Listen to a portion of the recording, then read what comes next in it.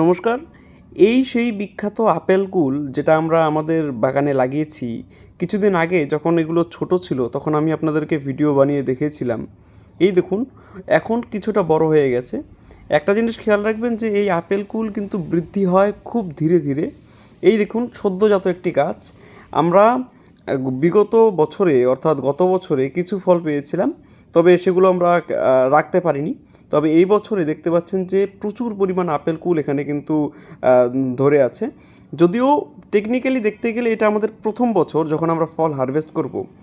আমরা আপনাদেরকে দেখাবো এর পরবর্তীতে যখন আমরা হারভেস্ট করব সেই সময়ে এর চেহারা কীরকম। আমি স্ক্রিনে ছবি দিয়ে দেবো, আপনারা দেখে নেবেন। অত্যন্ত চমৎকার মিষ্ট একটি ফল। আপনারা চাইলে অনায়াসেই কিন্তু আপনাদের কাছের যে কোনো নার্সারি থেকে আপনারা কিন্তু এই আপেল কুল লাগাতে পারেন। অত্যন্ত ভালো, দেখতেও সুন্দর হয়।